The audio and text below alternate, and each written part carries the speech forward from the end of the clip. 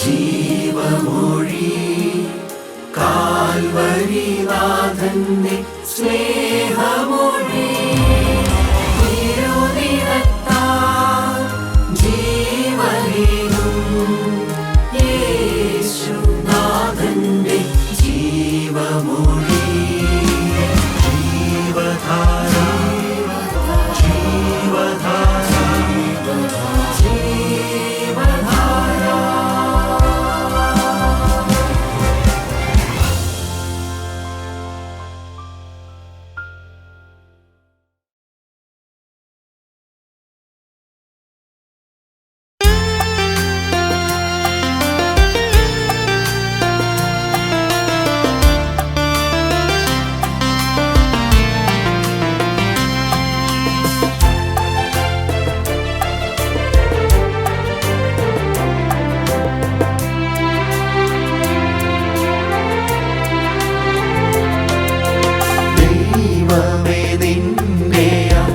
അതുല്യമഹൽ സ്നേഹം എത്ര മനോഹരമേ, അതു രുചിച്ചറിഞ്ഞിടുവാൻ ഞാനേറെ വൈകിപ്പോൾ വ്യക്തമായി കാലമെല്ലാം. അതു രുചിച്ചറിഞ്ഞിടുവാൻ ഞാനേറെ വൈകിപ്പോൾ വ്യക്തമായി കാലമെല്ലാം. ദൈവമേ നിന്റെ അതുല്യമഹൽ സ്നേഹം എത്ര മനോഹരമേ, അതു രുചിച്ചറിഞ്ഞിടുവാൻ ഞാനേറെ വൈകിപ്പോൾ വ്യക്തമായി കാലമെല്ലാം.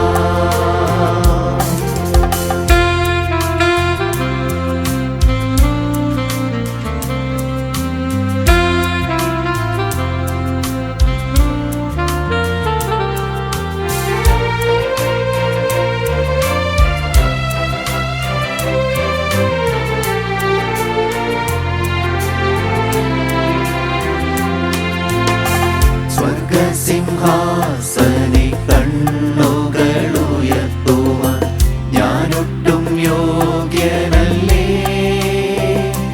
അന്ന് ലോകത്തെ സ്നേഹിച്ചു ദൈവസ്വരം തള്ളി ദോഷത്തിലായി പോയി.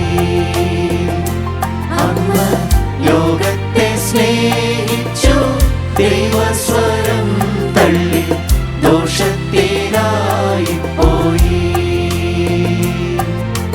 ദൈവമേ നിന്റെ അതുല്യമഹൽ സ്നേഹം എത്ര മനോഹരമേ, അതു രുചിച്ചറിഞ്ഞിടുവാൻ ഞാനേറെ വൈകിപ്പോൾ വ്യക്തമായി കാലമെല്ലാം.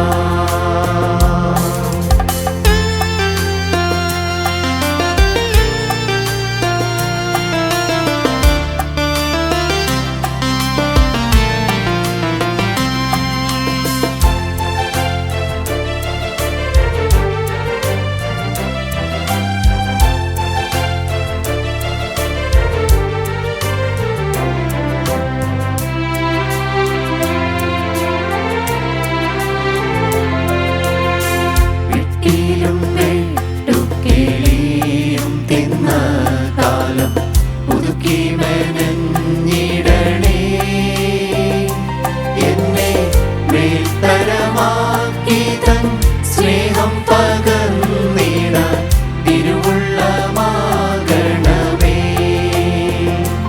എന്നെ മേൽത്തരമാക്കി തൻ സ്നേഹം പകർന്നിടാൻ തിരുവുള്ളമാകണമേ.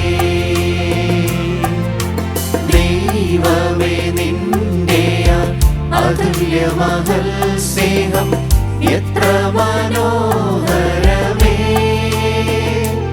അതു രുചിച്ചറിഞ്ഞിടുവാൻ ഞാനേറെ വൈകിപ്പോൾ വ്യക്തമായി കാലമെല്ലാം.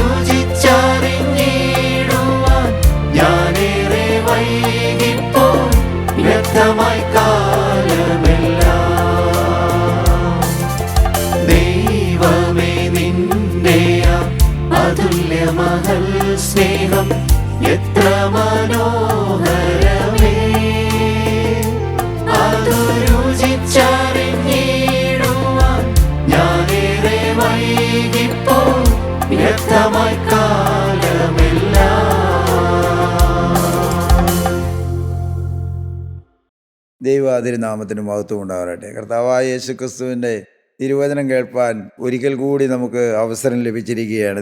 അല്പസമയത്ത് ചിന്തയ്ക്കായിട്ട് നമുക്ക് തിരുവചനത്തിൽ നിന്നൊരു വാക്യം വായിക്കാം. യോഹന്നാന്റെ സുവിശേഷം 11-ാം അധ്യായത്തിൻ്റെ 11-ാമത്തെ വാക്യം നമുക്ക് വായിച്ചു കേൾക്കാം. ഇത് പറഞ്ഞിട്ട് അവൻ, നമ്മുടെ സ്നേഹിതനായ ലാസർ നിദ്ര കൊള്ളുന്നു, എങ്കിലും ഞാൻ അവനെ ഉണർത്തുവാൻ പോകുന്നു എന്ന് അവരോട് പറഞ്ഞു. ദൈവത്തിന് സ്തോത്രം. നമുക്കറിയാം, ലാസർ മരിച്ച് കല്ലറയിൽ വെച്ച് നാറ്റം വെച്ച് തുടങ്ങിയ അനുഭവമായപ്പോഴാണ് കർത്താവായ യേശു ക്രിസ്തു ലാസറിൻ്റെ വീട്ടിലേക്ക് വന്നത്. കർത്താവ് തൻ്റെ ശിഷ്യന്മാരോട് പോകുന്നതിന് മുമ്പ് തന്നെ പറയുകയാണ്, എന്ത്?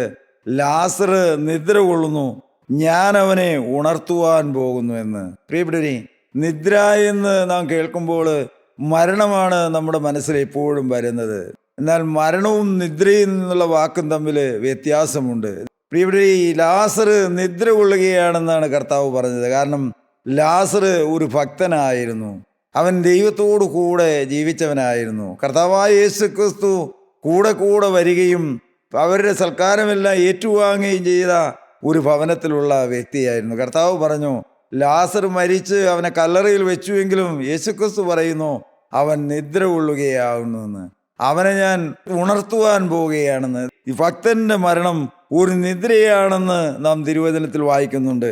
കൊരിന്ത്യർക്ക് എഴുതിയ 1-ാമത്തെ ലേഖനം 15-ാം അധ്യായത്തിന്റെ 18-ാമത്തെ വാക്യത്തിൽ അവിടെ അപ്പോസ്തലൻ രേഖപ്പെടുത്തി വെച്ചിട്ടുണ്ട്, ക്രിസ്തുവിൽ നിദ്ര കൊണ്ടവരും നശിച്ചുപോയി. ക്രിസ്തുവിൽ നിദ്ര കൊണ്ടവരും നശിച്ചുപോയി. പ്രിയപ്പെട്ട, എന്താണ് അങ്ങനെ രേഖപ്പെടുത്തി വെച്ചിരിക്കുന്നത്? അപ്പോസ്തലൻ പറയുകയാണ്, യേശുക്രിസ്തു ഉയർത്തെഴുന്നേറ്റിട്ടില്ല എങ്കിൽ ക്രിസ്തുവിൽ നിദ്ര കൊണ്ടവരും നശിച്ചുപോയി. കാരണം യേശുക്രിസ്തുവിനെ ദൈവം മരിച്ചവരിൽ നിന്ന് ഉയർത്തെഴുന്നേൽപ്പിച്ചിട്ടില്ല എങ്കിൽ മരിച്ചുപോയ ദൈവമക്കളെന്ന് പറയുന്നവരാരും ഉയർക്കുകയില്ല എന്നാണ് കർത്താവ് പറഞ്ഞത്. പ്രിയപ്പെട്ടവരെ, കർത്താവായ യേശുക്രിസ്തുവിനെ ഉയർപ്പിച്ചവന്റെ ആത്മാവ് നമ്മളിൽ വസിക്കുന്നുവെങ്കിൽ നമ്മെയും അവനോടുകൂടെ ഉയർത്തെഴുന്നേൽപ്പിക്കുമെന്ന് തിരുവചനം നമ്മെ പഠിപ്പിക്കുന്നുണ്ട്. ക്രിസ്തുവിൽ നിദ്ര കൊണ്ടവരും നശിച്ചുപോയി. അപ്പോസ്തലൻ പറയാണ്, ക്രിസ്തു ഉയർത്തെഴുന്നേറ്റിട്ടില്ല എങ്കിലെന്ന് അവിടെ പല കാര്യങ്ങൾ പറഞ്ഞിട്ട് പറയുകയാണ്. ക്രിസ്തു ഉയർത്തെഴുന്നേറ്റിട്ടില്ല എങ്കിൽ നിദ്ര കൊണ്ടവരും നശിച്ചുപോയി. കാരണം എന്താ? പിന്നെ ഒരു പുനരുദ്ധാനമില്ല, ഉയർത്തെഴുന്നേൽപ്പില്ല, ദൈവത്തോടുകൂടെ ഉയർന്നു പോകുന്ന ഒരു അനുഭവമില്ല എന്നാണ് അപ്പോസ്തലൻ. എന്നാൽ യേശുക്രിസ്തു ഉയർത്തില്ല എന്നല്ല, ക്രിസ്തു ഉയർത്തെഴുന്നേറ്റിട്ടില്ല എങ്കിൽ ക്രിസ്തുവിൽ മരിച്ചവര് നിദ്ര കൊണ്ടവരും നശിച്ചുപോയി എന്നാണ് അപ്പോസ്തലൻ പറയുന്നത്. പ്രിയപ്പെട്ട, യേശുക്രിസ്തു ഉയർത്തെഴുന്നേറ്റത് കൊണ്ടാണ് ഒരു ഭക്തന് പ്രത്യാശയുള്ളത്. ദൈവമക്കളെ, യേശുക്രിസ്തു മരിച്ചവരിൽ നിന്ന് ഉയർത്തെഴുന്നേറ്റത് കൊണ്ടാണ് ഒരു ഭക്തന് മരണത്തിനപ്പുറം ഒരു ഉയർത്തെഴുന്നേൽപ്പുണ്ടെന്നും ഒരു പുനരുദ്ധാനമുണ്ട് എന്ന് തിരുവചനം നമ്മെ പഠിപ്പിക്കുന്നു, സഭ നമ്മെ ഓർപ്പിക്കുന്നു. നാം അതിനാണ് എപ്പോഴും പ്രത്യാശ വെച്ചിരിക്കുന്നത്. നമുക്കറിയാം, മരണം എന്നുള്ളത് എല്ലാവർക്കും ഭയമുളവാക്കുന്നു എന്നാണ്. പ്രിയപ്പെട്ട, മനുഷ്യൻ ഭയക്കുന്നൊരു കാര്യമാണ് മരണം. എന്തുകൊണ്ടെന്ന് അറിഞ്ഞുകൂടാ. പ്രിയപ്പെട്ട, നാളെ അല്ലെങ്കിൽ ഈ ലോകത്തിൽ നിന്ന് ഞാൻ കടന്നു പോകണമെന്നുള്ള ആ ഒരു ചിന്ത അനേകർക്കും ഭയമുളവാക്കുന്നതാണ്. ദൈവമക്കളെ, എല്ലാവരും മരിക്കുമെന്നെല്ലാം നാം പലപ്പോഴും പറയുന്നുണ്ടെങ്കിലും പ്രിയപ്പെട്ട, മനുഷ്യന്റെ വ്യക്തിപരമായ ജീവിതത്തിൽ എപ്പോഴും മരണത്തെ ഭയമുണ്ട്. മരണത്തിനപ്പുറമുള്ള കാര്യങ്ങളെക്കുറിച്ച് വ്യക്തമായ ഒരറിവോ ഗ്രാഹ്യമോ ഇല്ലാത്തതുകൊണ്ടായിരിക്കാം മനുഷ്യൻ എന്നും മരണത്തെ ഭയപ്പെടുകയാണ്. ഒരു മരണമുണ്ടെന്ന് നാം പറയുന്നത് പോലെയല്ല മരണത്തെ ഭയമുള്ള അവസ്ഥ. അപ്പോസ്തലനായ പൗലോസ് പറയുകയാണ്, ക്രിസ്തു ഉയർത്തെഴുന്നേറ്റിട്ടില്ല എങ്കിൽ നിദ്ര കൊണ്ടവരും നശിച്ചുപോയി എന്ന്. അവർക്ക് പ്രത്യാശയ്ക്ക് വകയൊന്നുമില്ല എന്ന് നാം മനസ്സിലാക്കണം. ലാസർ മരിച്ച് കല്ലറയിൽ വെച്ച് നാറ്റം വെച്ചുവെങ്കിലും കർത്താവായ യേശുക്രിസ്തു അവനെ ഉയർത്തെഴുന്നേൽപ്പിച്ചു. കല്ലറയിൽ നിന്ന് ലാസറിനെ കർത്താവ് വിളിച്ച് പുറത്തു വരുമാറാക്കി. ദൈവമക്കളെ, എന്താണെന്ന് മനസ്സിലാക്കേണ്ടത്? കർത്താവ് അന്ന് നമ്മെ പഠിപ്പിച്ചു എന്ത്? മരണത്തോടെ, ആ മരണമാകുന്ന നിദ്രയോടെ എല്ലാം തീരുകയല്ല, പിന്നെയോ മരണത്തിനപ്പുറം ഇനിയൊരു ജീവിതമുണ്ട് എന്ന്, ഒരു ഉയർത്തെഴുന്നേൽപ്പുണ്ട് എന്ന്. പ്രിയപ്പെട്ടവരെ, കർത്താവായ യേശുക്രിസ്തുവിന്റെ 2-ാമത്തെ വരവില് ഭക്തന്മാരായി കടന്നുപോയവരെല്ലാം പ്രത്യാശയുള്ളവരായി സ്വർഗീയ ദൂതന്മാരോട് കൂടെ എടുക്കപ്പെടുന്ന ഒരു ദിവസമുണ്ട് എന്ന് അപ്പോസ്തലനായ പൗലോസ് പറയും. ഫിലിപ്പിയർക്ക് എഴുതിയ ലേഖനം 1-ാം അധ്യായത്തിന്റെ 21-ാമത്തെ വാക്യത്തില് അപ്പോസ്തലൻ പറയുന്നുണ്ട്, എന്താണ് മരണത്തെക്കുറിച്ചുള്ള അപ്പോസ്തലന്റെ കാഴ്ചപ്പാടെന്ന് വായിക്കാം. എനിക്ക് ജീവിക്കുന്നത് ക്രിസ്തുവും മരിക്കുന്നത് ലാഭവുമാകുന്നു. അപ്പോസ്തലൻ പറയുകയാണ്, ഞാൻ ജീവിച്ചിരിക്കുന്നുവെങ്കിലും എന്റെ ജീവൻ ക്രിസ്തുവാണ്, എനിക്ക് ജീവിക്കുന്നത് ക്രിസ്തുവും മരിക്കുന്നത് എനിക്ക് ലാഭമാകുന്നു. പ്രിയപ്പെട്ട അപ്പോസ്തലന്റെ ചരിത്രം നാം പഠിക്കുമ്പോൾ എപ്പോഴും മരണത്തെ മുഖാമുഖം കണ്ട് മരണം കൂടെയുണ്ടെന്നുള്ള ആ ചിന്തയോടുകൂടി ജീവിച്ചു എന്ന് നാം മനസ്സിലാക്കുന്നു. എന്നാൽ മരണത്തെ ഭയമില്ലാത്ത, മരണത്തിനപ്പുറമുള്ള ആ പ്രത്യാശ കൊണ്ട് ഹൃദയം നിറഞ്ഞ ഒരു ദൈവവേദനായിരുന്നു അപ്പോസ്തലനായ പൗലോസ്. അതുകൊണ്ടാണ് അപ്പോസ്തലൻ പറഞ്ഞത്, എനിക്ക് ജീവിക്കുന്നത് ക്രിസ്തുവും മരിക്കുന്നത് ലാഭവുമാകുന്നു. ദൈവമക്കളെ, ക്രിസ്തുവാണ് അപ്പോസ്തലന്റെ ഉള്ളിൽ ജീവിക്കുന്നത്. ക്രിസ്തുവിലാണ് അപ്പോസ്തലൻ ജീവിക്കുന്നത്. ക്രിസ്തുവിനോട് കൂടെയാണ് ജീവിക്കുന്നത്. അതുകൊണ്ടാണ് പറഞ്ഞത്, എനിക്ക് ജീവിക്കുന്നത് ക്രിസ്തുവും മരിക്കുന്നത് ലാഭവുമാകുന്നു എന്ന്. താഴോട്ട് വായിക്കാം. എന്നാൽ ജഡത്തിൽ ജീവിക്കുന്നതിനാൽ എൻ്റെ വേലയ്ക്ക് ഫലം വരുമെങ്കിൽ, ഞാൻ ഈ ശരീരത്തിൽ ജീവിച്ചിരുന്ന് കർത്താവിന്റെ വേല ചെയ്യുന്നതുകൊണ്ട് ഫലം വരുമെങ്കിൽ ഏത് തിരഞ്ഞെടുക്കേണ്ടു എന്ന് ഞാൻ അറിയുന്നില്ല. ഏതാണ് തിരഞ്ഞെടുക്കേണ്ടത്, ഏതാണ് അത്യുത്തമെന്ന് ഞാൻ അറിയുന്നില്ല. എന്നാൽ എനിക്ക് മരണത്തെ ഭയമില്ല. ഞാൻ ജീവിക്കുന്നെങ്കിൽ ക്രിസ്തുവിന് വേണ്ടിയാണ്. ക്രിസ്തുവിലാണ് ഞാൻ ജീവിക്കുന്നത്. മരിച്ചാലോ അതെനിക്ക് ലാഭമാണെന്ന്. താഴ്ത്തു വെച്ചോ. ഇവ രണ്ടിനാലും ഞാൻ ഞെരുങ്ങുന്നു. വിട്ടുപിരിഞ്ഞ് ക്രിസ്തുവിനോടുകൂടെ ഇരിപ്പാൻ എനിക്ക് കാംക്ഷയുണ്ട്. പ്രിയപ്പെട്ട അപ്പോസ്തലൻ പറയുകയാണ്, ഈ രണ്ട് ചിന്ത കൊണ്ട് എന്ത്, ഞാൻ മരിക്കണോ അതോ ജീവനോടെ ഇരുന്ന് കർത്താവിന്റെ വേല ഇനിയും ഭൂമിയിൽ ചെയ്യണമോ, ഏതാണെന്ന് എനിക്ക് അറിഞ്ഞുകൂടാ. ഇവ രണ്ടിനാലും എൻ്റെ ഉള്ളത്തില് ഒരു ഞെരുക്കമുണ്ട്, അല്ലെങ്കിൽ ഒരു ചിന്തയുണ്ട് എന്ന് അപ്പോസ്തലൻ പറയുകയാണ്. എനിക്ക് മരിച്ചാലും നഷ്ടമില്ല, മരിച്ചാൽ ഞാൻ നിത്യതയിൽ യേശുവിൻ്റെ രാജ്യത്തിൽ എത്തുമെന്നുള്ള ആ ഉറപ്പ്. എനിക്ക് ജീവിക്കുന്നത് ക്രിസ്തുവും മരിക്കുന്നത് ലാഭവുമാകുന്നു എന്ന്. ദൈവമക്കളെ, ഞാൻ പറയട്ടെ, കൂടെ കൂടെ വചനം കേൾക്കുകയും ദൈവമക്കളെ ദൈവവേലയോട് ചേർന്ന് നിൽക്കുകയും തിരുവചനം പറയുകയും തിരുവചനം മറ്റുള്ളവരെ പഠിപ്പിക്കുകയെല്ലാം ചെയ്യുന്ന നമ്മുടെ ജീവിതത്തിൽ നാം എപ്പോഴും ആഗ്രഹിക്കേണ്ടതും പ്രാർത്ഥിക്കേണ്ടതും ഒരുങ്ങേണ്ടതുമായ ഒരു കാര്യമാണ് പ്രിയപ്പെട്ടവരെ. എന്ത്, മരണത്തെ മുഖാമുഖം കാണുമ്പോൾ പ്രത്യാശയോടെ നമുക്ക് കടന്നു പോകാൻ കഴിയണം. പ്രത്യാശയോടെ രോഗങ്ങളെ അഭിമുഖീകരിക്കാൻ കഴിയണം. കഷ്ടതകളെ അഭിമുഖീകരിക്കാൻ കഴിയും. പ്രിയപ്പെട്ട അപ്പോസ്തലൻ പറയുകയാണ്, എനിക്ക് ജീവിക്കുന്നത് ക്രിസ്തുവും മരിക്കുന്നത് ലാഭവുമാകുന്നു എന്ന്. പ്രിയപ്പെട്ട, ഇന്ന് നമുക്ക് ആരോഗ്യവും ചൊറിയൊരുക്കമുള്ള ഈ കാലത്ത് ചിന്തയായിരിക്കണമെന്നില്ല. വാർദ്ധക്യത്തില് മനോബലം ക്ഷയിക്കുമ്പോൾ പ്രിയപ്പെട്ട പിശാച് നമ്മുടെ അരികിലേക്ക് കഴിഞ്ഞകാല ജീവിതത്തിലെ പോരായികളും പെട്ടുപോയ പാപങ്ങളും ജീവിതത്തിൽ വരുത്തേണ്ട മാറ്റം വരാത്തത് കൊണ്ടും വേണ്ടതുപോലെ കർത്താവിനെ പ്രസാദിപ്പിക്കാത്തത് കൊണ്ടും അവന്റെ വേല ചെയ്യാത്തതുമുള്ള പലവിധമായ ആലോചനകളുമായി പിശാച് നമ്മുടെ അരികിൽ വരുമ്പോൾ ദൈവമക്കളെ നമുക്ക് പറയാൻ കഴിയണം, ഞാൻ യേശുക്രിസ്തുവിന്റെ രക്തം കൊണ്ട് വീണ്ടെടുക്കപ്പെട്ട ഒരു ദൈവവേദനാണെന്ന്. ഞാൻ കർത്താവിന്റെ വകയാണ്. ദൈവമക്കളെ, എങ്കിലേ പിശാച് ഓടിയകലെയുള്ളൂ. അപ്പോസ്തലൻ പറയാണ്, എനിക്ക് ജീവിക്കുന്നത് ക്രിസ്തുവും മരിക്കുന്നത് ലാഭവുമാണെന്ന്. പ്രിയപ്പെട്ട, ഒരിക്കലായൊരു മരണം നമുക്ക് എല്ലാവർക്കും ഉണ്ട്. എന്നാൽ ഭക്തന്റെ ജീവിതത്തില് പ്രിയപ്പെട്ട അത് മാത്രമല്ല മരണം. അപ്പോസ്തലൻ പറയുകയാണ്, 1 കൊരിന്ത്യർ 15:31 നമുക്ക് വായിക്കാം, അല്ലാതെ ഒരു മരണമുണ്ട് എന്ന്. എല്ലാ മനുഷ്യരുടെ ജീവിതത്തിലും ഒരിക്കലായൊരു മരണമുണ്ട്. ഈ ഭൂമിയിൽ നിന്ന് കടന്നു പോകുന്ന ഒരു ദിവസമുണ്ട് എന്ന് അപ്പോസ്തലൻ പറയുകയാണ്. വായിക്കാം. സഹോദരന്മാരെ, നമ്മുടെ കർത്താവായ ക്രിസ്തു യേശുവിങ്കൽ എനിക്ക് നിങ്ങളെക്കുറിച്ചുള്ള പ്രശംസയാണ്. ഞാൻ ദിവസേന മരിക്കുന്നു. അപ്പോസ്തലൻ പറയുകയാണ്, എനിക്ക് നിങ്ങളിലുള്ള പ്രശംസയാണ്, ഞാൻ ദിവസേന മരിക്കുന്നു. ദൈവമക്കളെ, അതാണ് ഒരു ഭക്തന്റെ ഈ ലോക ജീവിതത്തിന്റെ അനുഭവം. അവൻ മരിച്ചുകൊണ്ടിരിക്കുകയാണ്. അവന്റെ പുറമേയുള്ള മനുഷ്യൻ മരിച്ചുകൊണ്ടിരിക്കുകയാണ്.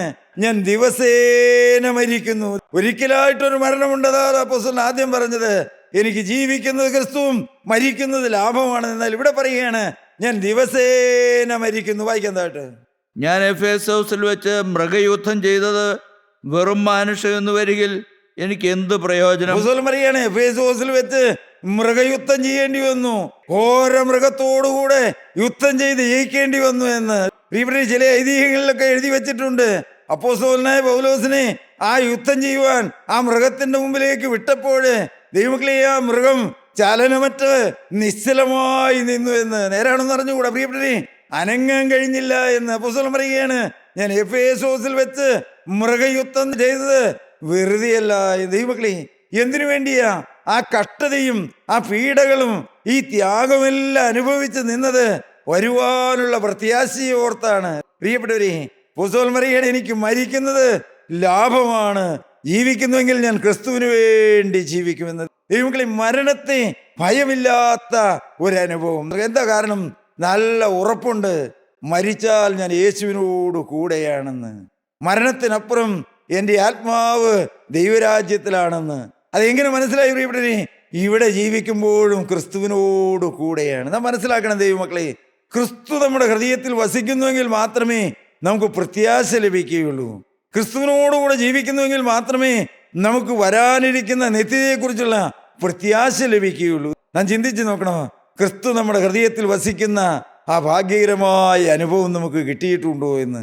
പ്രിയപ്പെട്ടവരെ, ഒരു വാർദ്ധക്യത്തിലായിരിക്കുന്ന, അത്രമാത്രം വാർദ്ധക്യമെന്നതിനാൽ രോഗശൈലിയിരിക്കുന്ന ഒരു ദൈവദാസന്റെ അടുത്ത് കിടന്നു കിടന്നപ്പോൾ ആ ദൈവദാസൻ പറയുകയുണ്ടായി, ദൈവമക്കളൊക്കെ പ്രാർത്ഥിക്കുന്നുണ്ട്, കർത്താവ് എനിക്ക് സൗഖ്യം തരുമായിരിക്കുമെന്ന്. തെറ്റാണെന്നൊന്നും ഞാൻ പറയില്ല ദൈവമക്കളെ, നല്ല ആഗ്രഹമാണ്, നല്ല പ്രതീക്ഷയാണ്. എന്നാൽ അതിനോട് ചേർത്ത് ഒന്നുകൂടി ചിന്തിക്കണമെന്ന് വരെ, ഏത് ഈ ലോക ജീവിതത്തിൽ എനിക്ക് സൗഖ്യം കിട്ടിയില്ലെങ്കിലും നിത്യതയിൽ എനിക്ക് യേശുക്രിസ്തുവിൻ്റെ രാജ്യത്തിലെത്താനുള്ള ആ വീണ്ടെടുപ്പ് എനിക്ക് കിട്ടിയല്ലോ എന്ന്, എനിക്കൊരു മാനസാന്തരം കിട്ടിയല്ലോ എന്ന്, എനിക്ക് പാപക്ഷമ കിട്ടിയല്ലോ. ദൈവമക്കളെ, രോഗം മാറ്റാൻ കർത്താവിന് കഴിയും. എല്ലാ രോഗവും മാറുമോ? ഇല്ല പ്രിയപ്പെട്ടവരെ, ഞാൻ പറഞ്ഞത് നിങ്ങൾക്ക് മനസ്സിലായോ? ഈ ലോകത്തിൽ ഇനിയും ജീവിക്കണമെന്നാണ് മനുഷ്യൻ്റെ ഉള്ളിലെ ആഗ്രഹമെന്നാണ് ഞാൻ പറഞ്ഞത്. എല്ലാ മനുഷ്യൻ്റെയും ഉള്ളിലെ ആഗ്രഹം അതാണ്. എത്ര പ്രായമുണ്ടെങ്കിലും മനുഷ്യൻ്റെ ഹൃദയത്തിലെ ആഗ്രഹമാണ്, എനിക്ക് കുറച്ചു കാലം കൂടി ഇവിടെ ജീവിക്കണം, എനിക്കൊരു സൗഖ്യം കിട്ടണം, എൻ്റെ രോഗം മാറണം. ദൈവമക്കളെ, എന്നാൽ ഈ രോഗം മാറിയാലും മാറിയില്ലെങ്കിലും ഞാൻ യേശുവിനോട് കൂടെയാണെന്ന്, ഇവിടം വിട്ടാൽ ഞാൻ അവിടെയാണെന്നുള്ള ഉറപ്പ് പ്രാപിക്കണം. ദൈവമക്കളെ, ഈ തിരുവചനം പറയുന്ന ഈ നിസ്സാരനായ മനുഷ്യൻ തികഞ്ഞവനായി നിന്നുകൊണ്ടോ പൂർണ്ണനായതുകൊണ്ടോ ഒന്നും പറയുന്നതല്ല ദൈവമക്കളെ. ഞാനും ഭയത്തോടെയാണ് പറയുന്നത്. എന്നാൽ എൻ്റെ ഉള്ളിലൊരാശയുണ്ട് ദൈവമക്കളെ. അതാണ് ഞാൻ പറയുന്നത്. എന്ത്? വാർദ്ധക്യകാലത്ത് രോഗം വരുമ്പോൾ, മരണം അരിച്ചരിച്ചിറങ്ങി വരുമ്പോൾ, എല്ലാവരും നിരാശയോടും പ്രിയപ്പെട്ടവരെ ദൈന്യതയോടും നമ്മുടെ മുഖത്തേക്ക് നോക്കുമ്പോൾ നമ്മുടെ ഹൃദയത്തിൽ ഒരു പ്രത്യാശ നിറഞ്ഞു നിൽക്കണം. നമ്മുടെ നാവിൽ യേശുവിനെ സ്തുതിക്കാനുള്ള ഹൃദയ പ്രാഗൽഭ്യം നമുക്കുണ്ടായിരിക്കണം. ഇവിടെ രോഗം മാറണമെന്ന് ആഗ്രഹിക്കുന്ന പാപമൊന്നുമല്ല പ്രിയപ്പെട്ടവരെ. എന്നാൽ അതുകൊണ്ട് നാം തൃപ്തിപ്പെട്ടു പോകരുത്. ഇവിടെ രോഗം മാറിയില്ലെങ്കിലും ഞാൻ അവിടെ എത്തുമെന്നുള്ള ഉറപ്പ് നമുക്ക് ദൈവമക്കളെ, ഈ ഉറപ്പില്ലെങ്കിൽ എന്ത് പ്രയോജനമുണ്ട് സഹോദര? എൻ്റെ ആത്മാവ് ദൈവരാജ്യത്തിൽ എത്തുമെന്നുള്ള ഉറപ്പ് പ്രാപിക്കാൻ കഴിഞ്ഞിട്ടില്ലെങ്കിൽ ഈ എത്ര കാലം കൂട്ടായ്മയിൽ വന്നതുകൊണ്ടോ എന്തെല്ലാം വേല ചെയ്തുകൊണ്ടോ എന്ത് പ്രയോജനം സഹോദര? നീ ചിന്തിച്ചു നോക്കിയേ, എൻ്റെ ആത്മാവ് ഈ മൺകൂടാരം വിട്ടാൽ യേശുവിൻ്റെ രാജ്യത്തിൽ എത്തുമെന്നുള്ള ഉറപ്പുണ്ടോ എന്ന്, ആ ഹൃദയത്തിലൊരു നിർണയമുണ്ടോ എന്ന്. പ്രിയപ്പെട്ടവരെ, യേശുക്രിസ്തുവിൻ്റെ രാജ്യമാണ് നമ്മുടെ പ്രത്യാശ. അതിനുള്ള ആ ഒരുക്കവും അതിലേക്ക് നമ്മെ വഴി നടത്തുന്ന കർത്താവിൻ്റെ വചനവുമാണ് നമുക്ക് ദിനംതോറും തന്നുകൊണ്ടിരിക്കുന്നത്. നാം നമ്മെ തന്നെ താഴ്ത്തി സമർപ്പിക്കണം. കർത്താവേ, എന്നെ രൂപാന്തരപ്പെടുത്തണമേ. ദൈവമക്കളെ, എനിക്കൊരു രൂപാന്തരം വേണമെന്ന് ആഗ്രഹിക്കാത്ത ഒരു മനുഷ്യൻ രൂപാന്തരം വരികയില്ല. എന്നെ മാനസാന്തരത്തിലേക്ക് നടത്തിയതുകൊണ്ട് മാത്രമായില്ല, നാം നിരന്തരം പ്രാർത്ഥിക്കണം. കർത്താവേ, എന്നെ രൂപാന്തരപ്പെടുത്തണമേ, എന്നെ ഒരു വിശുദ്ധനാക്കണമേ, നിന്റെ വേലയാലുള്ള യോഗ്യത എനിക്ക് തരണമേ, നിന്റെ പരിശുദ്ധാത്മാവ് കൊണ്ട് എന്നെ നിറയ്ക്കണമേ എന്ന് നാം പ്രാർത്ഥിച്ചെങ്കിൽ മാത്രമേ കർത്താവിൻ്റെ കൃപ നമുക്ക് തരികയുള്ളൂ. പ്രിയപ്പെട്ടവരെ, കർത്താവിന് തരാൻ മനസ്സാ, നാം അത്യാവശ്യക്കാരായി നിന്നെങ്കിൽ മാത്രമേ കർത്താവിൻ്റെ കൃപ നമുക്ക് ലഭിക്കുകയുള്ളൂ. പ്രിയപ്പെട്ടവരെ, അപ്പോസ്തലൻ പറഞ്ഞു, ഞാൻ ദിവസേന മരിക്കുകയാണെന്ന്. എനിക്ക് ജീവിക്കുന്നത് ക്രിസ്തുവും മരിക്കുന്നത് ലാഭമാണെന്നാൽ ഞാൻ ദിവസേന മരിച്ചു കൊണ്ടിരിക്കുകയാണെന്ന്. പ്രിയപ്പെട്ടവരെ, ഒരു ഭക്തന്റെ ജീവിതത്തിൽ ഈ ലോകത്തിന് ദിവസവും നാം മരിച്ചു കൊണ്ടിരിക്കണം. ദൈവമക്കളെ, ഈ ലോകം നമ്മെ തൊടാത്ത ഒരു അനുഭവത്തിലേക്ക് നമുക്ക് ഉയരാൻ കഴിയണം. നാം പ്രാർത്ഥിക്കണം, കർത്താവേ, ഈ ലോകം തൊടാത്ത എൻ്റെ ഹൃദയം ഈ ലോകത്തിൽ നിന്നെല്ലാം ഉയർന്നു നിൽക്കുന്ന ഒരനുഭവം എനിക്ക് തരണമേ എന്ന്. പ്രിയപ്പെട്ടവരെ, നമ്മൾ 10, 50, 60, 70, 80 കൊല്ലമെല്ലാം ഈ ലോകത്തിൻ്റെ ദാസന്മാരായി പാപത്തിൻ്റെ അടിമകളായി ജീവിച്ച നാം പ്രാർത്ഥിക്കണം, കർത്താവേ, ഈ ലോകം വിട്ടു നിൽക്കുന്ന ഒരു അനുഭവം എനിക്ക് തരണമേ എന്ന്. കർത്താവേ, പ്രത്യാശയുണ്ട് എൻ്റെ ഹൃദയം നിറയണമേ എന്ന്. ദൈവമക്കളെ, നാം നിരന്തരം പ്രാർത്ഥിക്കണം, നാം അത്യാവശ്യക്കാരായി പ്രാർത്ഥിക്കണം. കർത്താവേ, എനിക്കത് കൂടിയേ കഴിയുമെന്നുള്ള ഒരു നിർബന്ധം വേണം. പ്രിയപ്പെട്ടവരെ, ഏലീശ ഏലിയാവിൻ്റെ പിന്നാലെ വിട്ടുപിരിയാതെ നടന്നു. ഏലിയാവ് ചോദിച്ചു, ഞാൻ ഇവിടുന്ന് എടുക്കപ്പെടുമ്പോൾ നിനക്ക് എന്താ വേണ്ടതെന്ന്, നീ എൻ്റെ പിന്നാലെ ഇങ്ങനെ നടക്കുന്നത് എന്തിനാണ്? ദൈവമക്കളെ, ഏലീശ പറഞ്ഞു, നിന്റെ ആത്മാവിൻ്റെ ഇരട്ടി പങ്ക് എനിക്ക് വേണമെന്ന്. ഇരട്ടി പങ്ക്. ദൈവമക്കളെ, അങ്ങനെയൊക്കെ നാം പ്രാർത്ഥിച്ചു എന്നോർത്ത് പാപമൊന്നുമില്ലാത്ത ദൈവമക്കളെ, കർത്താവേ എനിക്ക് ആത്മാവിൻ്റെ നിറവ് തരണമേ എന്ന്. എൻ്റെ കർത്താവേ, കഴിഞ്ഞ കാലത്ത് അനേക പ്രവാചകന്മാർ ജീവിച്ച ഈ ലോകത്തിൽ കർത്താവേ എനിക്കൊരു പ്രവാചകനാകാനുള്ള കൃപ തരണമേ എന്ന്. നിന്റെ പരിശുദ്ധാത്മാവിൻ്റെ നിറവ് എനിക്ക് തരണമേ എന്ന്. എൻ്റെ ഈ ആളത്വത്തെ രൂപാന്തരപ്പെടുത്തണമേ എന്ന്. സ്വർഗത്തിൻ്റെ തീ കൊണ്ട് എന്നെ അഭിഷേകം ചെയ്യണമേ എന്ന്. ദൈവമക്കളെ, എലീശ ചോദിച്ചു, സ്വർഗത്തിലെ ദൈവം അത് എലീശാക്ക് കൊടുത്തു. നാം മനസ്സിലാക്കണം, അത് ഏലിയാവ് കൊടുത്തു എന്നല്ല പ്രിയപ്പെട്ടവരെ. ഏലിയാവ് പറഞ്ഞു, ഞാൻ എടുക്കപ്പെടുമ്പോൾ നീ എന്നെ കാണുകയാണെങ്കിൽ നിനക്കത് കിട്ടുമെന്ന്. ദൈവമക്കളെ, എലീശ അത് ചോദിച്ചു. അത്യാവശ്യക്കാരനായി കൂടെ നടന്നു. ഏലിയാവിനെ വിട്ടുപിരിയാതെ ഏലിയാവ് അങ്ങോട്ടും ഇങ്ങോട്ടും എല്ലാം നടന്നപ്പോഴും വിട്ടുപിരിയാതെ നടന്നു. നാം മനസ്സിലാക്കണം, എന്ത് അത്യാവശ്യക്കാരനെ കൃപ കിട്ടുകയുള്ളൂ. അത്യാവശ്യക്കാരനെ ആത്മാവിനെ കിട്ടൂ. എനിക്കത് കൂടിയേ കഴിയുമെന്ന് നിർബന്ധമുണ്ടെങ്കിലേ ആത്മാവിനെ കിട്ടൂ. ദൈവമക്കളെ, ഏലിയാവിൻ്റെ ഇരട്ടി പങ്ക് എലീശയുടെ മേൽ സ്വർഗം പകർന്നു. ഏലിയാവ് 7 അത്ഭുതങ്ങൾ ചെയ്തു.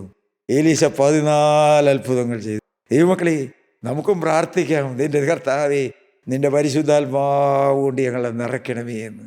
ദൈവമക്കളെ, ഞാൻ പറയട്ടെ, സ്വർഗം നോക്കുന്നുണ്ട് ആവലോടെ. ആരുടെ മേൽ എൻ്റെ ആത്മാവിനെ പകരണമെന്ന്, ആരുടെ മേൽ എൻ്റെ ആത്മാവിനെ പകരണമേ. ദൈവമക്കളെ, യെശയ്യാവ് ഭൂമിയുടെ കോണിലിരുന്ന് പ്രാർത്ഥിച്ചു, എനിക്ക് അശുദ്ധിയുള്ള അധരങ്ങളുണ്ടെന്ന്. അശുദ്ധിയുള്ള അധരങ്ങളുള്ള ജനങ്ങളുടെ നടുവിലാണ് ഞാൻ പാർക്കുന്നത്. ദൈവമക്കളെ, ആ നിലവിളി സ്വർഗത്തിലേക്ക് ചെന്നപ്പോഴാണ് തീക്കട്ട ഭൂമിയിലേക്ക് വന്നത്. ദൈവമക്കളെ, നമുക്ക് ഒരുങ്ങണം, നമുക്ക് നിരന്തരം പ്രാർത്ഥിക്കണം. ദൈവമക്കളെ, ഇന്നുള്ള ക്രിസ്തീയ ജീവിതം പോരാ, ആഴങ്ങളിലേക്ക് ഞങ്ങളെ നടത്തണമേ എന്ന് പ്രാർത്ഥിക്കണം. ലോകത്തിൽ അനേക കൂട്ടായ്മകളുണ്ട്, എല്ലായിടത്തും പ്രസംഗങ്ങളുണ്ട്, പ്രിയപ്പെട്ടവരെ കൂടിവരവുകളുണ്ട്. പ്രിയപ്പെട്ടവരെ, നാം പ്രാർത്ഥിക്കണം, കർത്താവേ സ്വർഗത്തിൻ്റെ ആത്മാവ് ഇറങ്ങി വന്ന് ഞങ്ങളെ നടത്തുന്ന ആഴമുള്ള അനുഭവങ്ങളിലേക്ക് ഞങ്ങളെ നടത്തണമേ എന്ന്. ആത്മാവുള്ള പ്രവാചകന്മാര്, ആത്മനിറവുള്ള ദൈവമക്കള് ഞങ്ങളുടെ കൂട്ടായ്മയിൽ എഴുന്നേറ്റ് വരണമേ എന്ന്. സ്വർഗത്തിലെത്തി ഭൂമിയിലേക്ക് ഇറക്കാൻ കർത്താവേ നിന്റെ മക്കളെ അഭിഷേകം ചെയ്യണമേ എന്ന്. നിന്റെ മക്കളുടെ മേൽ തീയിറക്കണമേ. ദൈവമക്കളെ, തീ വേണം നമ്മുടെ നടുവില്. തീയുടെ ആത്മാവ് നമ്മുടെ നടുവിലേക്ക് ഇറങ്ങി വരണം. എലീശായ്ക്ക് ഏലിയാവിൻ്റെ ഇരട്ടി പങ്ക് കൊടുത്ത ഒരു ദൈവമുണ്ട്. ഭക്തൻ മരിക്കുകയാണ് ദിവസവും. അപ്പോസ്തലൻ പറഞ്ഞു, ഞാൻ ദിവസേന മരിക്കുകയാണെന്ന്. എൻ്റെ ദൈവത്തിൻ്റെ സ്തോത്രം. പ്രിയപ്പെട്ടവരെ, ഒരിക്കലായൊരു മരണമുണ്ടെന്നാൽ ഭക്തന്റെ ജീവിതത്തിൽ ലോകത്തിന് ദിവസം തോറും മരിക്കുന്ന അനുഭവം. ദൈവമക്കളെ, ഈ ലോകത്തിന് നാം മരിക്കും തോറും നമ്മുടെ പ്രത്യാശ ഏറിയേറി വരും. ദൈവമക്കളെ, എത്ര ആശ്രയം ഈ ലോകത്തിലുണ്ടെങ്കിലും നാം കടന്നു പോകും. ഒരു ദിവസം നാം കടന്നു പോയേ മതിയാകുകയുള്ളൂ. അപ്പോൾ നാം പ്രാർത്ഥിക്കണം, കർത്താവേ ഈ ആശ്രയമൊക്കെ എൻ്റെ ഹൃദയത്തിൽ നിന്ന് പറിച്ചു കളയണമേ എന്ന്. പ്രിയപ്പെട്ടവരെ, നമുക്ക് വായിക്കാം സങ്കീർത്തനങ്ങളുടെ പുസ്തകം 116:15 വായിക്കാം. തൻ്റെ ഭക്തന്മാരുടെ മരണം യഹോവയ്ക്ക് വിലയേറിയതാണ്. ഈ ഭൂമിയിൽ അനേകര്, കോടാനുകോടി മനുഷ്യര്, ലക്ഷങ്ങൾ ഒരു ദിവസം മരിച്ചു കടന്നു പോകുന്നുണ്ട്. പ്രിയപ്പെട്ടവരെ, എന്നാൽ തിരുവചനം പറയുകയാണ്, തൻ്റെ ഭക്തന്റെ മരണം യഹോവയ്ക്ക് വിലയേറിയതാകും. ദൈവമക്കളെ, നാം മനസ്സിലാക്കണം, എന്ത് തൻ്റെ ഭക്തന്മാരെന്ന് പറഞ്ഞാൽ സ്വർഗത്തിലെ ദൈവത്തിൻ്റെ കണ്ണിലെ കൃഷ്ണമണികളാണെന്ന് തിരുവചനം പറയും. ദൈവമക്കളെ, തൻ്റെ ഭക്തന്റെ മരണം യഹോവയ്ക്ക് വിലയേറിയതാകുന്നു. എന്തുകൊണ്ടാണ് പ്രിയപ്പെട്ടവരെ? ഒരു ഭക്തൻ മരിച്ചാൽ ആത്മാവ് ആദായപ്പെടുകയാണ്. എവിടെ? സ്വർഗരാജ്യത്തിൽ. ദൈവമക്കളെ, ദൈവത്തെ അറിയാതെ ജീവിച്ച മനുഷ്യൻ എത്ര നല്ലവനാണെങ്കിലും, എത്ര സമ്പത്തുള്ളവനാണെങ്കിലും, എന്തെല്ലാം ആത്മീയ ശുശ്രൂഷകൾ ചെയ്തവനാണെങ്കിലും, ദൈവമക്കളെ നാം മനസ്സിലാക്കണം, സ്വർഗം കരയും, സ്വർഗം മുഖം മറച്ചു കളയും. കാരണം എന്താ? അത് പിശാചിന്റെ അവകാശമാണ്. അത് പിശാചിന്റെ അവകാശത്തിലേക്ക് പോകേണ്ട ആത്മാവാ. പ്രിയപ്പെട്ടവരെ, ഒന്നും ചെയ്യാൻ കഴിയില്ല ദൈവത്തിന്. സ്വർഗത്തിലെ ദൈവത്തിന് ഒന്നും ചെയ്യാൻ കഴിയില്ല. കാരണം നീതിയുള്ളവനായ ന്യായാധിപതിയാണ് നമ്മുടെ കർത്താവ്. നാം മനസ്സിലാക്കണം ദൈവമക്കളെ, ആരെയും മുഖപക്ഷത്തോടെയല്ല വിടുന്നത്. എൻ്റെ ദൈവത്തിൻ്റെ സ്തോത്രം. പ്രിയപ്പെട്ടവരെ, നാം മനസ്സിലാക്കണം, ഭക്തന്മാരായി ജീവിച്ച് ഭക്തന്മാരായി മരിച്ചെങ്കിൽ മാത്രമേ സ്വർഗത്തിലത് വിലയുള്ളതായി തീരുള്ളൂ. എങ്കിലേ നമുക്ക് നാം പ്രാർത്ഥിക്കുന്ന പോലെ അബ്രഹാമിൻ്റെയും ഇസ്ഹാക്കിൻ്റെയും യാക്കോവിൻ്റെയും മടിയിലേക്ക് പോകാൻ കഴിയണമെങ്കിൽ ഭക്തരായി ജീവിക്കണം, വിശുദ്ധരായി ജീവിക്കണം. പ്രിയപ്പെട്ടവരെ, വിശുദ്ധിയോടെ ജീവിക്കാൻ നമ്മളെ തന്നെ സമർപ്പിക്കണം.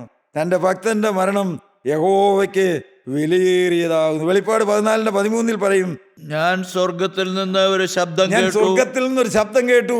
അത് പറഞ്ഞത് എഴുതുക, ഇന്നു മുതൽ കർത്താവിൽ മരിക്കുന്ന മൃതന്മാർ ഭാഗ്യവാന്മാർ. ഇന്നു മുതൽ കർത്താവിൽ മരിക്കുന്ന മൃതന്മാർ ഭാഗ്യവാൻ. ഈ തിരുവചനം പഠിക്കുമ്പോഴാണ് രണ്ട് കൂട്ടം മരണമുണ്ട്. ഒന്ന് കർത്താവിൽ മരിക്കാം, മറ്റൊന്ന് കർത്താവിനെ അറിയാതെ മരിക്കുന്നു. പ്രിയപ്പെട്ടവരെ, കർത്താവിൽ മരിക്കുന്ന മൃതന്മാർ ഭാഗ്യവാന്മാർ. ദൈവമക്കളെ, യേശുക്രിസ്തുവിനോടുകൂടെ ജീവിച്ച് യേശുക്രിസ്തുവിനോടുകൂടെ മരിച്ച് യേശുക്രിസ്തുവിന്റെ രാജ്യത്തിലേക്ക് ചെന്നെങ്കിലേ ഭാഗ്യമാകുള്ളൂ. ദൈവത്തിന്റെ സ്തോത്രം. കർത്താവിൽ മരിക്കുന്ന മൃതന്മാർ ഭാഗ്യവാന്മാർ. പ്രിയപ്പെട്ടവരെ, ഈ കൊരിന്ത്യർക്ക് എഴുതിയ 1-ാമത്തെ ലേഖനം 15-ാം അധ്യായത്തില് മരണത്തിനപ്പുറമുള്ള പല കാര്യങ്ങളെക്കുറിച്ചും അവിടെ പരിശുദ്ധാത്മാവ് രേഖപ്പെടുത്തി വെച്ചിട്ടുണ്ട്. അതിന്റെ 53 മുതൽ വായിക്കാം. ഈ ദ്രവത്വമുള്ളത് അദ്രവത്വത്തെയും. പ്രിയപ്പെട്ടവരെ, ഈ ദ്രവത്വമുള്ളത് ഏത്? നമ്മുടെ ഈ ഭൗതിക ശരീരമാണ്. ഇത് ദ്രവത്വമുള്ളതാണ്, അഴുകിപ്പോകുന്നതാണ്. അവിടെ രേഖപ്പെടുത്തി വെച്ചിരിക്കുകയാണ്, ഈ ദ്രവത്വമുള്ളത് അദ്രവത്വത്തെ പ്രാപിക്കുമെന്ന്.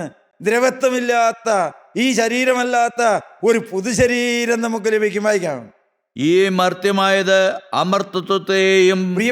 മനുഷ്യനായ മർത്യമായ നമ്മുടെ ശരീരം അമർത്യമായത്. പ്രിയപ്പെട്ടവരെ, ദൈവികമായ ഒരനുഭവത്തിലേക്ക് നാം ഉയർത്തപ്പെടും. വായിക്കാം.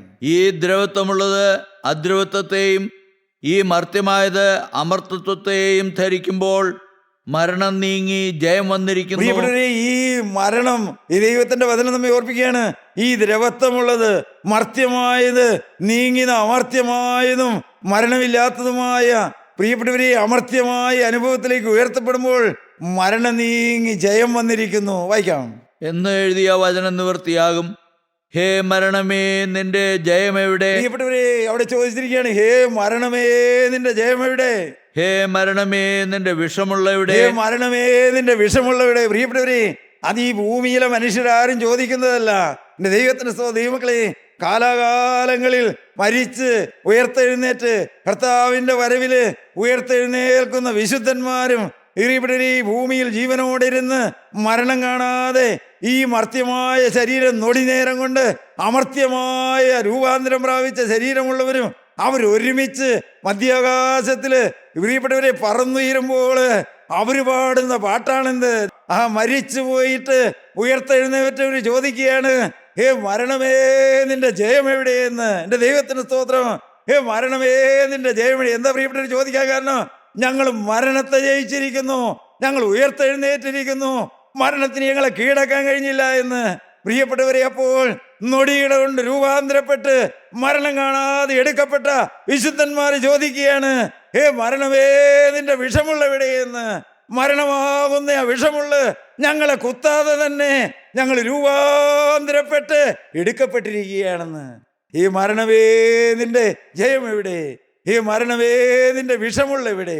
പ്രിയപ്പെട്ടവരെ, മരണത്തിൽ നിന്ന് ഉയർത്തെഴുന്നേറ്റവരും മരണം കൂടാതെ എടുക്കപ്പെട്ടവരും അവര് പ്രിയപ്പെട്ടവരെ ജയാളികളായി യേശുക്രിസ്തുവിനോടുകൂടെ അവർ പാടുകയാണ്. പിശാചിനെ അവർ വെല്ലുവിളിക്കുകയാണ്. എന്ത്? ഞങ്ങൾ മരണത്തെ ജയിച്ചിരിക്കുന്നു. ഓ, മരണത്തിന്റെ വിഷമുള്ള കൂടാതെ ഞങ്ങൾ രൂപാന്തരപ്പെട്ട് നൊടിയുടെ കൊണ്ട് എടുക്കപ്പെട്ടിരിക്കുന്നെന്ന്.